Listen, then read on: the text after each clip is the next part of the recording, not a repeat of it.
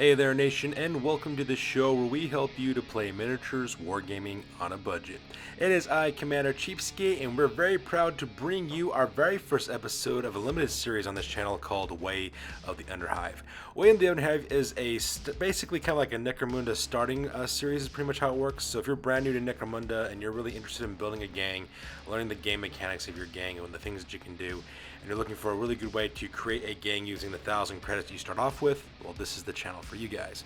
A lot of people, when they want to play Necromunda, I find that a lot of new players, they're kind of hesitant to try Necromunda, and the reason why is because, they're not really sure exactly what's the best units to use, what are the best weapons to use, how to properly equip your gang. It can be kind of daunting if you're a brand new player and you've actually never played a skirmish game like this before. So to help to get more people interested in Necromunda, I decided to do this limited series to show you guys how you can make starting rosters for each of your gangs. Now, this episode will be purely showing you guys what are the strengths and weaknesses of a Helot Chaos Cultist gang and what you can use to kind of maximize the benefit for your gang. And this will also show you guys how you can, build up a 1,000-point starting Helot Chaos Cultist gang for your campaign of Necromunda as well. We're not going to talk about character development or skill development or development of the gang over time because that's part and parcel. It's kind of random. You really can't control some of those elements too much.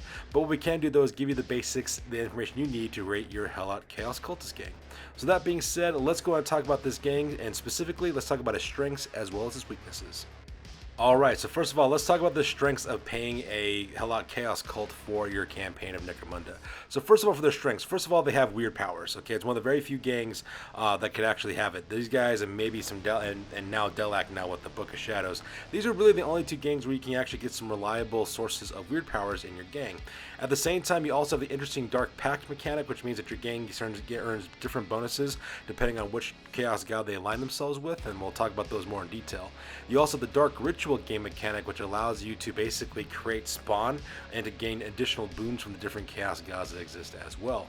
Not to mention, you also get the new Mutations game mechanic, which means that if any of your guys have lasting injuries, they can actually swap those out for different mutations, which of course gives them different benefits and drawbacks from those. And of course, more importantly, you get access to Chaos Spawn. This usually happens when you fail the Dark Ritual mechanic, so because of that, while that may seem bad to fail that and having one of your fighters being turned into Chaos Spawn are great flak units that can just really charge the enemy and destroy guys in close combat. They're actually kind of an asset as well. Another strength that this gang has as well, that this is the only gang that you really start off with 3 champions right off the bat. You have 2 normal gang champions called Cult Disciples, and you have a Cult Witch, which is your Psyker, so you can actually have 3 champions in this game as well. Not to mention their fighters cost very, very low, all the way from the leader down to the most normal Helot Chaos Cultist. Very, very few cheaping points. They also have an excellent range of skills that they could also use when they develop overall, and plus they have the Inured to Insanity ability pretty much across the board, which means they don't need to worry about insanity rules. Plus, if you play Warhammer 40k specifically, any chaos units, really. You could use guys from 40k, most definitely for those guys. Even Warhammer Age of Sigmar with some of the Bloodbound guys, you could use some of those guys. Same thing with the new Hidden Knights of Slaanesh, and actually anything really from Age of Sigmar. Warhammer Quest or any other skirmish game, you could easily take those miniatures and you can proxy them as Helot Chaos Cults, which means that they're very, very cost effective as well. In fact, one of my buddies, that's how we originally started up our Necromunda campaign. My buddy had some Dark Vengeance miniatures from the Chaos Cult line, and we used that to create our Helot Chaos Cult. So, saved a bunch of money doing that as well. Now, now that we got the strengths covered, let's talk about the weaknesses of this gang. Alright, so first of all, one of the biggest weaknesses they have, of course, is that overall the gang is pretty mediocre at best. And what I mean by that is that the stats the fighters have, the abilities that their fighters start off with, and the equipment they have access to, it's pretty mediocre. It's nothing all that fantastic or anything like that. So that's one of the problems that they have. At the same time, the witch in your gang, as well as your leader, must be protected at all times. And the reason why is because these 2 guys are very important for the Dark Ritual mechanic. In fact, if you're a Demagogue, which is the leader of your gang, if he gets a serious injury and he goes into recovery, you will not be able to get access to that Dark Ritual. So that part's kind of nice. Part of it was kind of sad. Not to mention gaining Chaos Spawn and their effectiveness. That whole game mechanic is completely random. You just can't go out and recruit a Chaos Spawn. You basically have to fail a Dark Ritual to have that. And once you get that Chaos Spawn, you got to roll up on a table to see what kind of stats they have, and that sometimes is kind of random. So that part is kind of sad. Another weakness that this gang has as well, if you're really big into collecting miniatures, there is no dedicated box set of Helot Chaos Cultists for Necromunda, so you usually gotta get your miniatures from somewhere else. So that's one of the sad parts about that as well. Hopefully they will change this in the future with later releases later on, just because I like to see some dedicated Necromunda guys. But at the same time though, if you're also really big into converting things or proxying things, then this gang is definitely for you. So now that we're done talking about the strengths and weaknesses of the Helot Chaos Cult, let's go and talk about the very first thing you need to decide as a Helot Chaos Cultist, and that is which Chaos God are you going to align yourself with. So once you got your gang set up, the first thing you do, of course, is figure out which dark pact you will do to serve. Which one of these chaos gods will you work for? And the reason why that's important is because these chaos gods give you different boons and abilities for your gang, as well as the same time with the target rituals. So right from creation, you gotta choose one of the 4 chaos gods you want to use. So let's start with Khorne, the blood god. This guy is associated with warriors. As you can see, you also get to reroll a single failed wound roll each round, which could be really, really important, especially in games like Necromunda.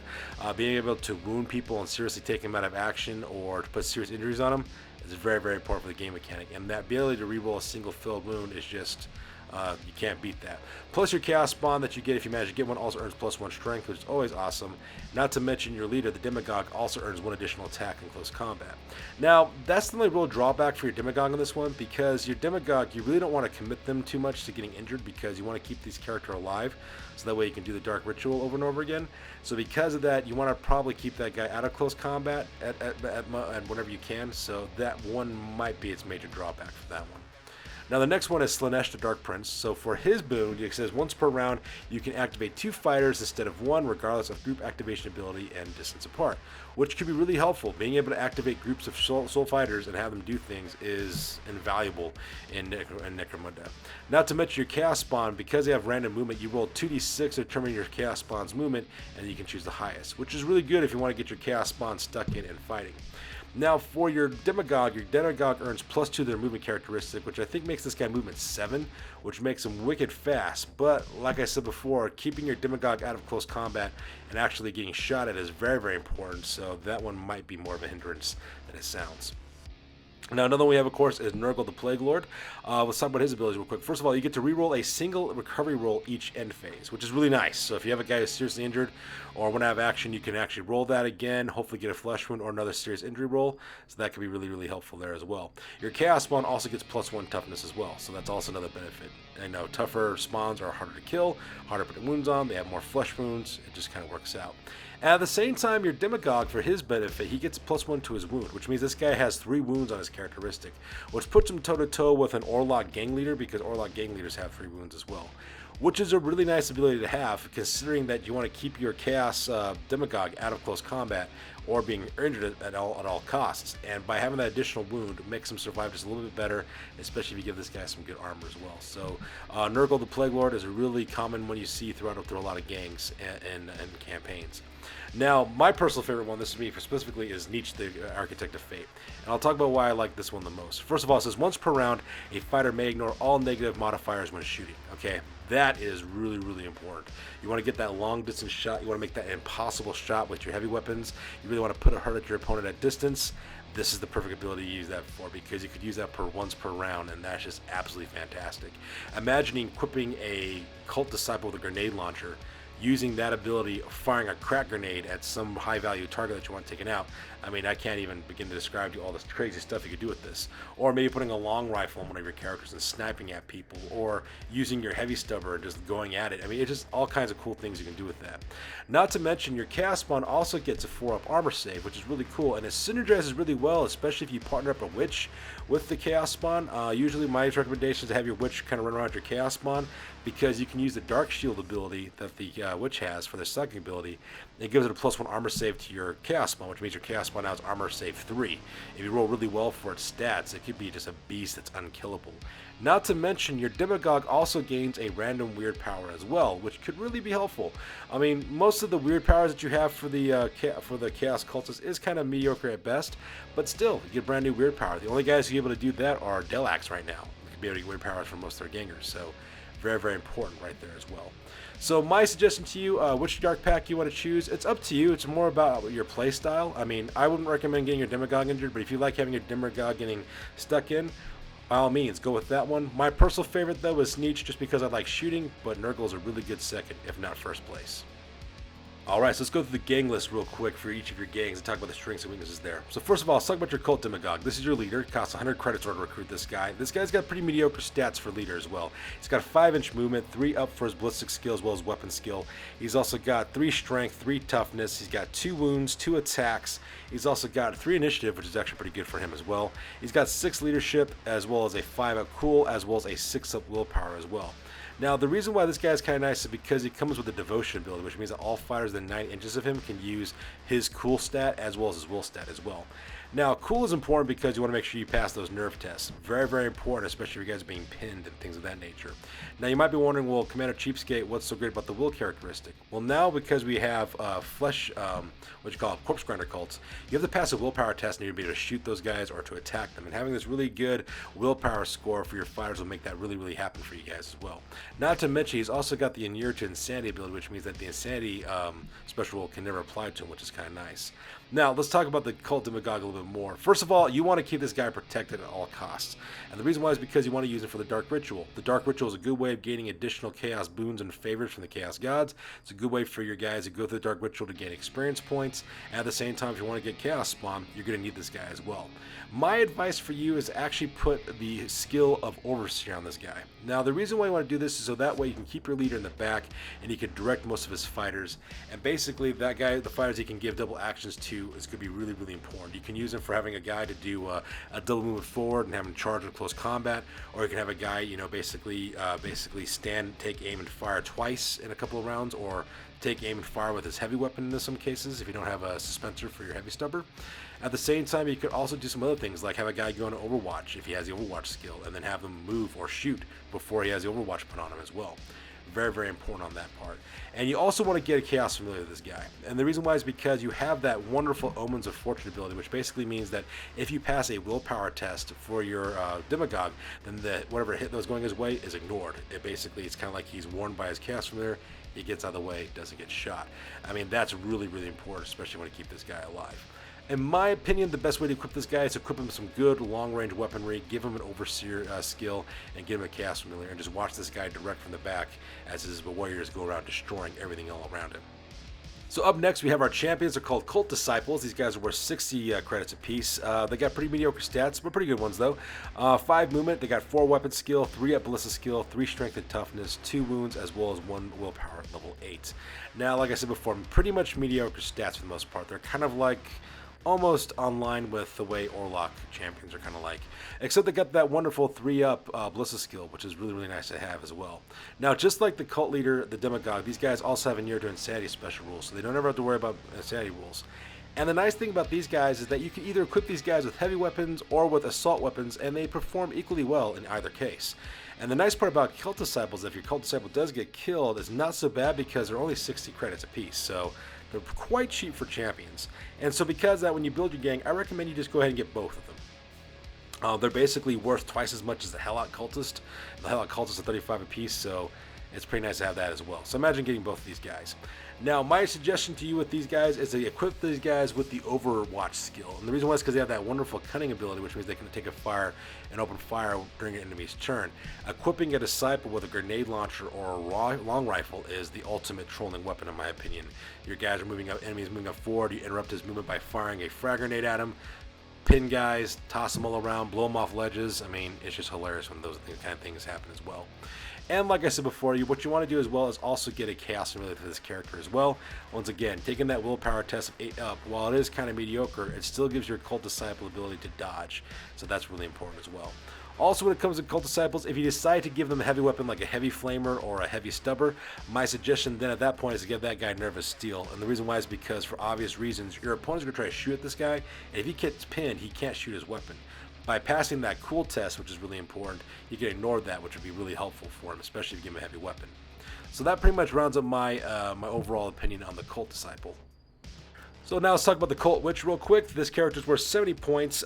Pretty mediocre stats. They got 5-inch move, 5-up weapon skill, 5-up ballista skill, so not the best. They're basically shooting and fighting like Jews. They got 3 strength, 3 toughness, 2 wounds, however, and they have a 6 of willpower, which is kind of nice. Now, you're not really getting this guy in order to do any shooting or fighting per se. You're getting this person for their psychic abilities. So, once again, this guy has the Nerdist Stat ability, so you don't have to worry about that. At the same time, they not only do they get their psychic power, but they also get one skill as well when they're leveled up. And they usually have, I think the only members of this gang who have access to the Savant skill system, which is really, really important as well. So getting a Savant skill for this guy is probably the best thing you could do. In my opinion, Munitioneer works really nicely because you have a lot of auto guns in a Chaos Cultist gang and a lot of reclaimed auto weapons. So give that ability to have guys do rerolls for ammo checks is pretty nice to have that around.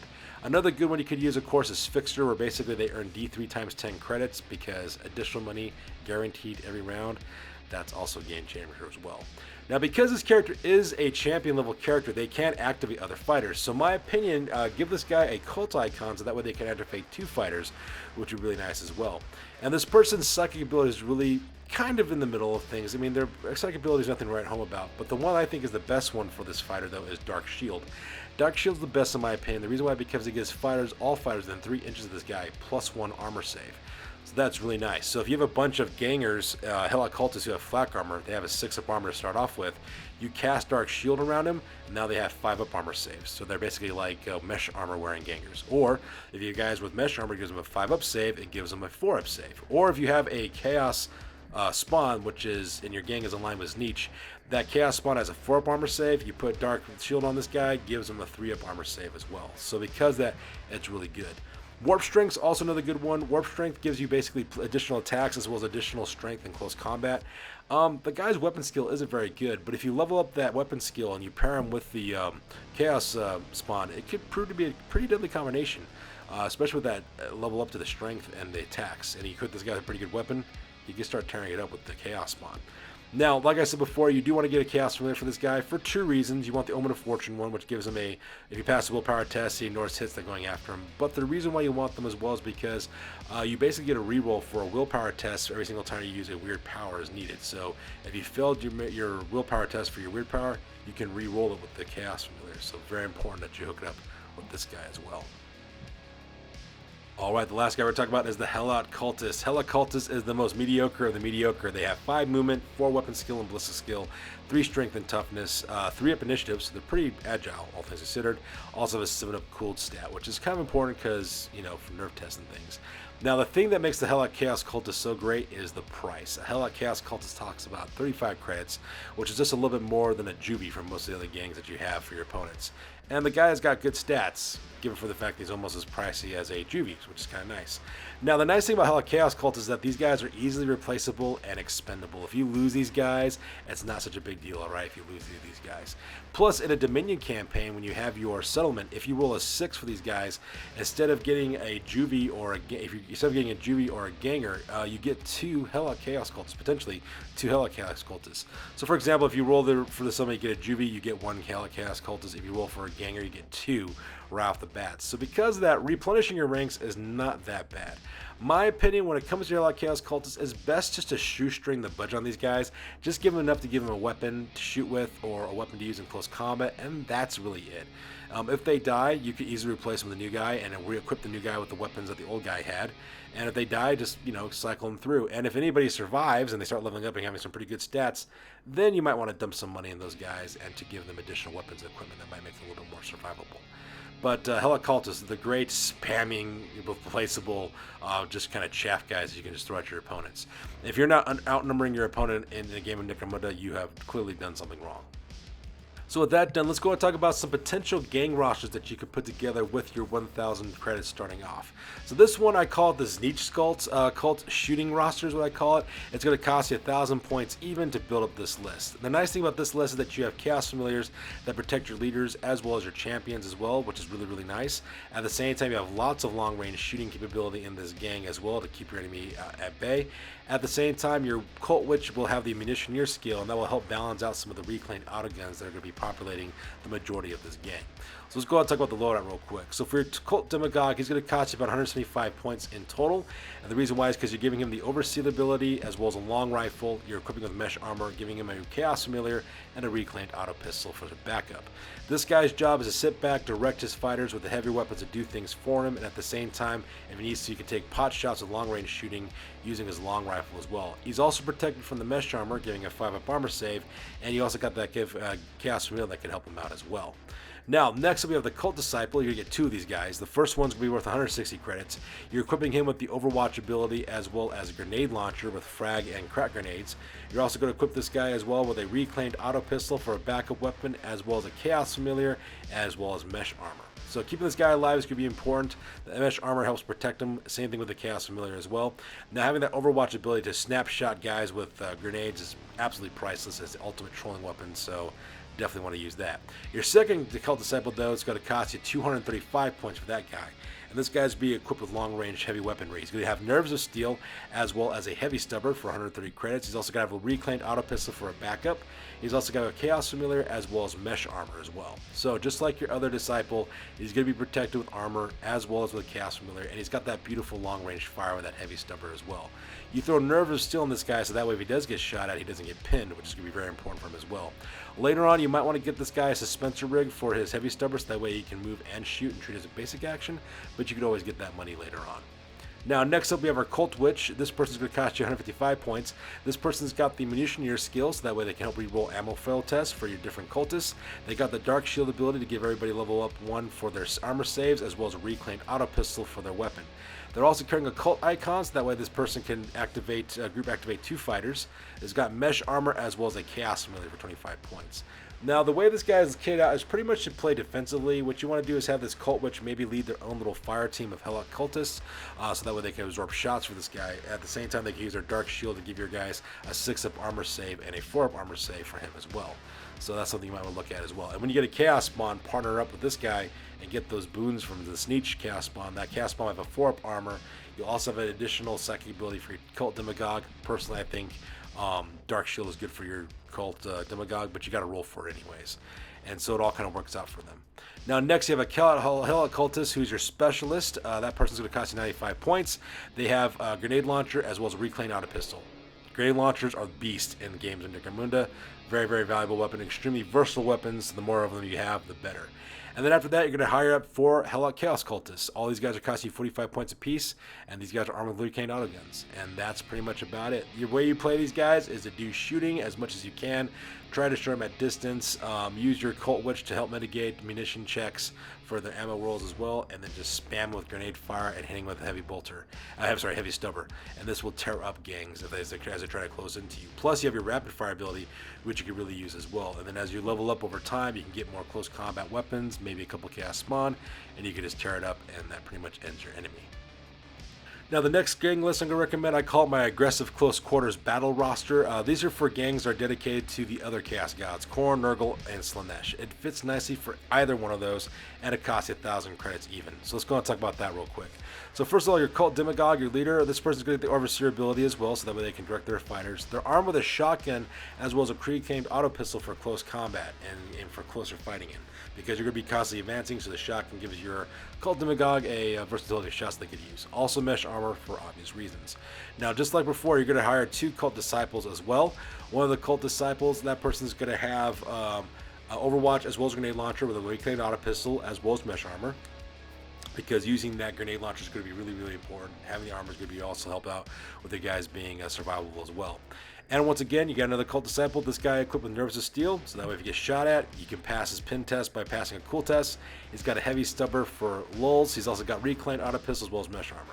So these are your long-range shooting elements within your gang. The rest of the gang is pretty much going to be equipped with pretty much close fighting weapons.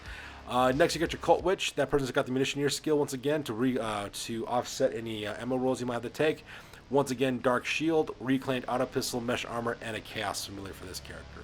So they got the protection from the Chaos Familiar as well as the ability to reroll psychic tests. Once again, you want Dark Shield on this one. And the reason why you want this one is because we're actually going to spend money for our Helot Cultists and give them armor, so that way it increases their armor saves. So by getting that Dark Shield off, you'll give your Cult Witch a 4-up armor save with their Mesh armor, and then whoever happens to be 3 inches of this guy, they also get +1 to Mesh armor too. I suggest you put your Helot Chaos Cultist with this guy, so that way they all have 5-up armor saves. And the reason why is because for your very first Helot Cultist, this guy's going to cost you 105 points. He's going to have a specialist rule attached to him. He's going to be armed with a grenade launcher again, just for the previous reason that we mentioned before. A reclaimed auto pistol for self-defense, and he's got flak armor, which means that if he's within range of the Cult Witch, he's going to get a 5-up armor save, which is just awesome. Then after that, you got 3 more Helot Cultists. All 3 of them are exactly equipped the same. All 3 are equipped at 95 points. They have a reclaimed auto-gun apiece for long-range shooting. They got frag grenades to add some more oomph to their advance. They also have axes, so that way they can also get pretty to throw it down in close combat. And they have flak armor for 10 up. So while this is the smallest gang of the gang rosters I have, the reason why this works out so well is because you're getting that defense. For example, let's say you're going with Khorne, for example. You got that defense from your Cult Witches. At the same time, you also get those additions and buffs to your Cult Demagogues, so that way you can throw it down in close combat. Nurgle Alliance would make your Cult Demagogue survive a little bit better, and at the same time, also had some boons for your Chaos Spawn and, makes your team kind of beefy. Slaanesh also works nice because that way you can activate all your fighters at once. Between your Cult Demagogue, your 2 Disciples, as well as your Cult Witch, those guys are activating, 8 guys just by themselves, right? That's what they're going to be group activating. You throw that Slaanesh part in there because guys might be out of range, you're going to be able to group activate the entire gang, which is actually kind of nice. And with the additional speed of your Cult Demagogue, he can run up and start blasting fools with that shotgun, with your gang kind of advancing forward at the same time. That's a highly aggressive gang build as opposed to this Nietzsche build, which is very defensive, and it's kind of nice to see what kind of options that you have. Alright you guys, so there you have it. This is my opinion about your guys' starting rosters for a Helot Chaos Cultist gang, their strengths and weaknesses, and what you could do for some of your builds. In the end, it's a very fun gang to play with lots of interesting game mechanics. It's really, really cool. Plus, if you already have the models on hand from other games that you play, it's one of the best budget-friendly gangs to have, especially if you have Chaos and other gangs, and that's really, really nice. So there you guys have it. This is my opinion what you guys can do with 1,000 points for your Chaos Helot Cultist gang. Get yourself a gang together, pledge yourself to a Chaos God, get out there and bring glory. So that's going to do it for this one, you guys, for our very first episode of Way of the Underhive. As always, please feel free to like, comment, and or subscribe. Your guys' input is invaluable to us as always. Also check us out on Facebook, Instagram, as well as blogger.com for all the latest, greatest hobby news related to this channel. That's going to do it for this one, you guys. We'll catch you guys next one. Peace out and stay classy.